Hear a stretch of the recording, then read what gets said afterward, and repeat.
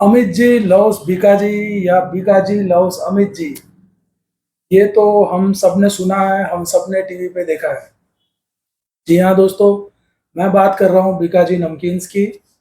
और बेहतरीन कंपनी है, बेहतरीन फंडामेंटल है।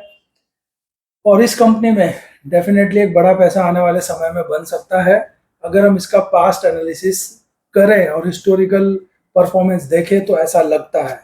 गारंटी स्टॉक मार्केट में किसी भी चीज़ की नहीं है। मैं सीए विशेष पगारिया बीएन एजुकेशन की तरफ से एक और वीडियो लेकर के एक और मल्टीवैगर स्टॉक की बात करने जा रहा हूं आज आपके साथ। तो दोस्तों, हम बात कर रहे हैं बीकाजी नमकीन्स की। बीकाजी नमकीन तरह तरह के प्रोडक्ट्स बनाता है, चाहे वो पैकेज स्वीट्स हो, भुजिया तो इसका फेमस है ही, पापड़ बनाता है। इसके अलावा जो गिफ्ट पैकिंग होती है, जो फेस्टिवल्स पे हम लोगों को देते हैं, एक दूसरे को जो हम बांटते हैं फेस्टिवल्स पे गिफ्ट, वो भी बीकाजी नमकीन जो है प्रोवाइड करता है। और भी कई तरह की चीज़ें, वेस्टर्न नमकीन्स भी है, मठरी भी है। तो इंडिया का जो एक ट्रेडिशन है, बेसिक फेस्टिवल्स के टाइम पे जो चीज़ें एक दूसरों को दी जाती है, वो सब चीज़ें बीकाजी नमकीन बनाता है। इसलिए सेक्टर में ग्रोथ बहुत है आगे। और दूसरा, कंपनी का परफॉर्मेंस बेहतरीन है। और प्रोडक्ट तो आई एम श्योर आप सब ने इसके टेस्ट किए ही होंगे। बहुत ही अच्छे प्रोडक्ट हैं, बहुत ही बढ़िया टेस्ट है। तो दोस्तों, बात कर रहे हैं बीकाजी नमकीन की। अब ये सब तो अच्छी बात है, प्रोडक्ट अच्छा है, टेस्टी है, गिफ्ट देने लेने में काम आता है। बट एज अ इन्वेस्टर हमारे लिए इम्पोर्टेंट ये है कि क्या ये कंपनी स्केल अप कर सकती है, क्या ये और ग्रो हो सकते हैं यहाँ से, और क्या हम भी अपना पैसा इस कंपनी में डाल के मल्टीप्लाई कर सकते हैं या नहीं। That's most important for us. तो उसी पे हम चर्चा करेंगे आज। तो दोस्तों, company already 11 manufacturing units run कर रही है ऑल ओवर इंडिया। इसके 11 मैन्युफैक्चरिंग यूनिट्स हैं।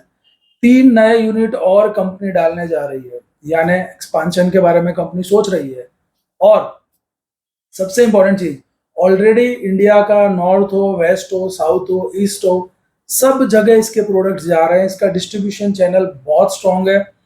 68% रेवेन्यू तो इसका खाली साउथ से आ रहा है, और बाकी भी तीनों जो इंडिया के एरियाज हैं वहां पे भी इसके प्रोडक्ट खूब बिक रहा है।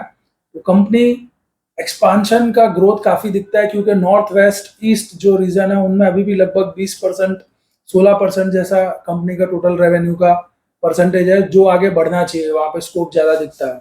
और साउथ में तो ऑलरेडी 70%, 68% कंपनी कैप्चर करके बैठी है। तो दोस्तों, बेहतरीन कंपनी है।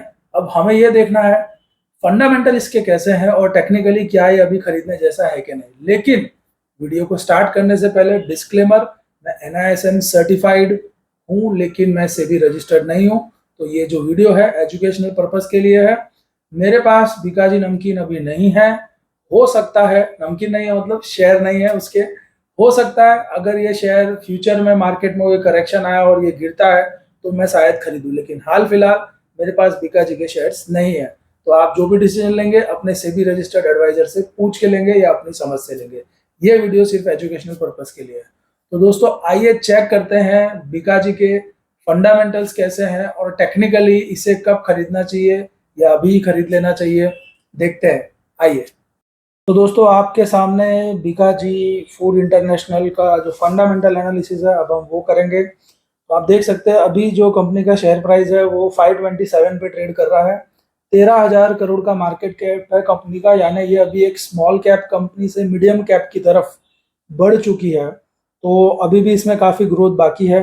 उसके अलावा कंपनी ने 303 का एक लो बनाया था और 533 का हाई बनाया, और अभी 527 पे यानी ये अपने हाई के आसपास ही कहीं ट्रेड कर रही है। कंपनी की जो बुक वैल्यू है वो 38 रुपीज़ की है, यानी कंपनी का जो प्राइस टू बुक वैल्यू है वो काफ़ी ज़्यादा है। आप देख सकते हैं करंट प्राइस 527 है, जबकि कंपनी की बुक वैल्यू खाली 38 है। तो ये एक कंसर्न है कंपनी का, इसलिए।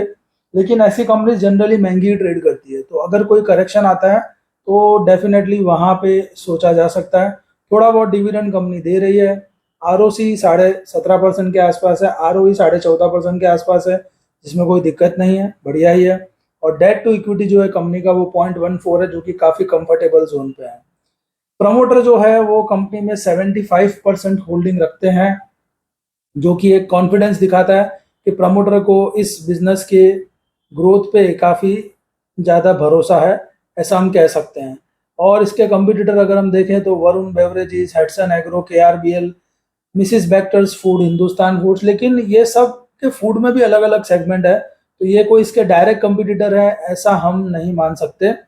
अब बात करते हैं कंपनी की ग्रोथ की। अभी तक जो कंपनी की ग्रोथ रही, ये सबसे इंपॉर्टेंट पार्ट होता है। तो आप देख सकते हैं पिछले 5 साल में कंपनी की जो सेल्स ग्रोथ है वो 20% से बढ़ी है, यानी हर साल कंपनी की सेल्स ऑन एन एवरेज 20% से इंक्रीज होती है, और प्रॉफिट जो है वो 19% से ग्रो कर रहा है एवरी ईयर। तो सेल्स ग्रोथ और प्रॉफिट ग्रोथ बहुत अच्छी है कंपनी की, और आरओई जो है कंपनी वो 13 से 14% का आरओई मेंटेन कर पा रही है। तो अगर ये तीनों चीज हम देखते हैं, सेल्स ग्रोथ, प्रॉफिट ग्रोथ और आरओई, तो ये तीनों ही बेहतरीन है कंपनी का। ऐसा आपको बहुत कम कंपनियों में तीनों चीज एकदम अच्छे लेवल पे देखने मिलेगी। और कंपनी के अगर हम देखें तो कंपनी ने 2006 से अभी तक कंटिन्यू, आप देख सकते हो, रिजर्व्स ग्रो हुए हैं कंपनी के। जो रिजर्व्स कभी 2006 में 17 करोड़ हुआ करता था या 2014 में 61 करोड़ हुआ करता था, वो 930 करोड़ तक पहुंच गया है। यानी रिजर्व्स बढ़ रहे हैं, इसका मतलब कंपनी अच्छा प्रॉफिट कमा रही है, और कंपनी जो है दिन प्रतिदिन धनवान बनती जा रही है, कंपनी के पास पैसा इकट्ठा होता जा रहा है। तो एक्सपांशन करने के लिए इनको बाहर से कोई ज़्यादा पैसा लेने की ज़रूरत नहीं है। फिक्स्ड असेट्स भी अगर हम देखें तो कंटिन्यू कंपनी के जो फिक्स्ड असेट्स हैं वो बढ़ते ही जा रहे हैं, क्योंकि कंपनी एक्सपांशन करती ही जा रही है। अब कैश फ्लोज की बात करें तो कंपनी का जो ऑपरेटिंग कैश फ्लो है वो हमेशा पॉजिटिव रहा है, और अभी भी पॉजिटिव है और इंक्रीजिंग है। और जो इन्वेस्टिंग है वो हमेशा नेगेटिव रहा है, जो कि एक अच्छी बात है। इसका मतलब कंपनी इन्वेस्ट कर रही है, एक्सपांशन के बारे में सोच रही है। फाइनेंसिंग एक्टिविटी से इतना फर्क नहीं पड़ता है पॉजिटिव या नेगेटिव हो उससे, क्योंकि अगर फाइनेंसिंग पॉजिटिव है मतलब कंपनी और पैसा लेके आ रही है, नेगेटिव है मतलब अपना डेट रीपेमेंट कर रही है।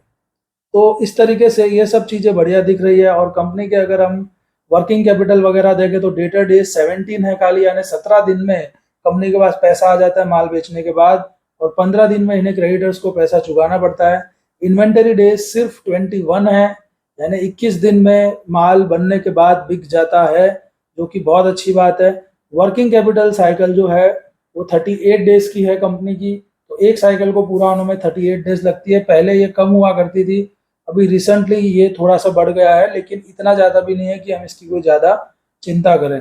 तो ये सब चीज़ें देखते हैं तो ऐसा लगता है कि कंपनी के जो फंडामेंटल्स है वो वाकई में बेहतरीन है। और कंपनी के प्रमोटर्स का अगर आप देखेंगे तो 76% से 75% कंटिन्यू ये लोग होल्ड करते जा रहे हैं। एफ अपना स्टेक बढ़ाता जा रहा है, डी अपना स्टेक बढ़ाता जा रहा है, और पब्लिक अपना स्टेक कम करता जा रहा है। तो दोस्तों ये तो साफ साफ दिख रहा है कि बड़े प्लेयर जो हैं वो अपना स्टेक यहाँ पे बढ़ाते जा रहे हैं, और जो रिटेलर्स हैं वो इसमें से एग्जिट ले रहे हैं। तो बहुत ही क्लासिकल केस है ये, कि ऐसी सिचुएशन में रिटेलर्स जहाँ निकल रहे हो तो वो शेयर तो नहीं गिरने वाला है, क्योंकि इंस्टीट्यूशनल इन्वेस्टर्स उसको ऊपर ले जाएंगे। तो ये तो था इसका फंडामेंटल एनालिसिस। अब आइए देखते हैं इसका टेक्निकल एनालिसिस। तो दोस्तों आपके सामने ये आ गया है बीका जी का मंथली चार्ट। यहाँ एक एक कैंडल एक एक महीने की है। कंपनी जो है 2022 में लिस्ट हुई थी, और जब कंपनी लिस्ट होते ही इसने एक बड़ी ग्रीन कैंडल बनाई है। ये लगभग कुछ 350 के आसपास इसकी लिस्टिंग हुई थी, और उसके बाद कंपनी जो है 400 450 तक इसका प्राइस जो है चला गया था। और उसके बाद जो है कंपनी ने वहां से एक करेक्शन दिया, 2 महीने इसमें करेक्शन चला, जिसमें प्राइस वापस 350 तक आ गया था। लेकिन उसके बाद से कंटिन्यू ग्रीन कैंडल्स बन रही है, और कंपनी जो है ऊपर की तरफ बढ़ती जा रही है, और अभी इसका प्राइस अपने हाई पे ट्रेड कर रहा है 527 के आसपास। तो अब इधर से हमें कब खरीदना चाहिए वो देखते हैं। तो उसके लिए मैं हेल्प लूंगा बॉलिंजर बैंड की। तो हम बॉलिंजर बैंड अप्लाई करते हैं। बॉलिंजर बैंड ऑलरेडी अप्लाइड है, लेकिन क्योंकि अभी तक कंपनी को ज़्यादा टाइम हुआ नहीं है लिस्ट हुए हुए, तो बैंड बराबर काम नहीं कर रहा है यहाँ पे। तो हम मंथली चार्ट को वीकली चार्ट में कन्वर्ट करेंगे, तो वहाँ पे हमें बैंड देखने मिलेगा। तो ये बॉलिंजर बैंड आ गया है हमारे सामने। अब आप देख सकते हैं कि वीकली चार्ट पे कंपनी जो है ये अपर बैंड के आसपास कंटिन्यू ट्रेड कर रही है। अब यहाँ पे जब तक कंपनी कोई ऐसी रेड कैंडल नहीं बना देती, तब तक इसमें से निकलने का कोई रीजन नहीं बनता है, अगर ऑलरेडी है तो। और अगर नहीं है तो खरीद के तब तक बैठ सकते हो जब तक एक बड़ी रेड कैंडल नहीं बन जाती एंगल्फिंग। और अगर आप भागते हुए शेयर में नहीं घुसना चाहते हैं तो इसको कहाँ लेना चाहिए? तो बहुत सिंपल है, मिडल बैंड के पास हम पहली किस्त लगा सकते हैं जो कि 430 के आसपास है, अगर वहाँ आता है तो। और लोअर बैंड अगर आता है 337 तो वहाँ पे हम दूसरा इंस्टॉलमेंट हमारा डाल सकते हैं। इस तरह से फेज्ड मैनर में खरीद सकते हैं। लेकिन आई डाउट कि ये 337 का भाव इसमें वापस कब आएगा, बहुत मुश्किल है। 430-31 शायद मार्केट के करेक्शन के साथ आ भी जाए। दूसरी एक बात और है कि पहले कंपनी ने कंटिन्यू 450 पे रेजिस्टेंस लिया है, आप देख सकते हैं। ये फर्स्ट टाइम इधर रेजिस्ट हुआ, सेकंड टाइम यहाँ पे रेजिस्टेंस हुआ, फिर ये करेक्शन आया और उसके बाद इस रेजिस्टेंस को कंपनी ने ब्रेक किया है। तो बेसिकली ये जो एरिया है 450 का, ये एक बहुत बढ़िया रेजिस्टेंस का काम पहले कर चुका है, तो अब ये काम करेगा सपोर्ट का। यानी कोई भी करेक्शन आएगा तो यहाँ पे सपोर्ट लेकर के प्राइस वापस ऊपर जाने की कोशिश करेगी। सो नियर फ्यूचर में 450 के आसपास का जो एरिया है, ये एक सपोर्ट का एरिया है, तो यहाँ पे बाइंग बनती है। यानी जो हमारा मिडल बैंड मैंने आपको कहा कि 431 पे है, तो वो आज 431 पे है। थोड़े दिन बाद ये धीरे धीरे ऐसे हो सकता है ऊपर बढ़ते बढ़ते 450 तक पहुंच जाए। तो बेसिकली मिडल बैंड और 450 ये दोनों का जो एरिया एक जोन बन रहा है, इस जोन में ही हमारी बाइंग बनती है, फर्स्ट बाइंग।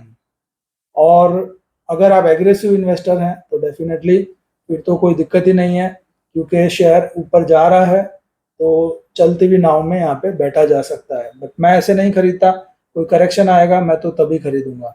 क्योंकि अभी कंपनी को ज़्यादा टाइम नहीं हुआ है तो इसका चार्ट का और बहुत ज़्यादा एनालिसिस नहीं हो सकता है। जो बेस्ट था वो मैंने आपको बताया। कंपनी मल्टीबैगर है, इसमें कोई डाउट नहीं है, धीरे धीरे इसकी प्राइस बढ़नी ही है, अच्छा बिजनेस है इनका।